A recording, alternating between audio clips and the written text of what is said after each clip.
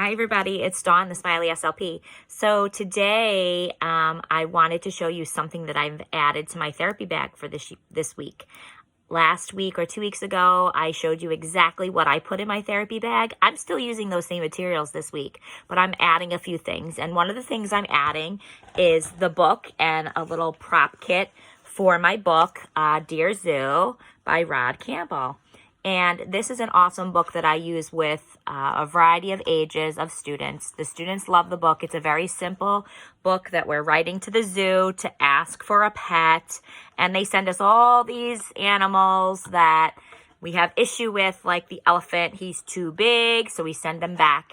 And it's a very repetitive book. So things that I work on things like send them back or go back to the zoo, things like that. And then they pretty much, I like it also because it kind of gives you a little hint on maybe what the animal might be before they open. So then my props all align with this book. So every animal that is depicted in the book has a prop in my little prop box. And so what I do like to do for this one, I have a small animal and a large animal that are the same. So for example, here is my, let's just say, lion. So I might have a large lion and then a small lion. And the reason why I do that is so that you can do multiple concepts at once.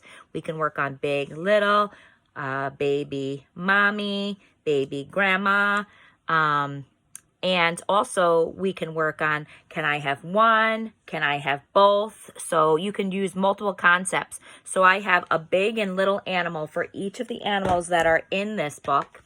The other thing too that's really great about it when you have props is that when you're working with younger kids, sometimes they're just not interested in wanting to sit for the entire book. This one is kind of short, which is nice, and it also has flaps, which I said is engaging. But if we add in props, then it actually engages them for longer to pay attention to the book.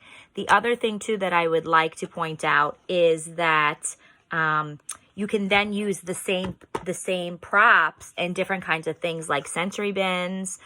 You can hide them around the room. We can look for them. We can pair them up. Which ones have stripes? Which ones have spots or dots? So there's bunch of different things that you can still use the same vocabulary but in a different way. So this way you're still working on the same theme but all in very novel and different ways so that the students do not get bored with your activity. So I have lots of books that I have props with. I just find them super engaging for kids. And like I said, it helps me expand out the theme for a little bit longer. I might take these same zoo animals and I might fill this up with water. And guess what? We're the zookeeper giving our zoo animals a bath. And so we can wash and scrub and rinse. So, like I said, it just gives you another opportunity to work on the same vocabulary that you are working on in the book in just a different way. So another book that's a really easy book to have props for that deals with animals is The Little Blue Truck. And what's nice about that, The Little Blue Truck has the same animals pretty much in most of all of the books, so that this way if you have just one prop kit, then you can then use it with all of the Little Blue Truck books. You might have to, look at some, and some might not be in every single book, but they pretty much are consistent. And so that's what I find with some of the books that have series is that once you have one prop kit, then you can pretty much use that with a lot. The other thing is too, is making a craft or making something to use while you're reading a book.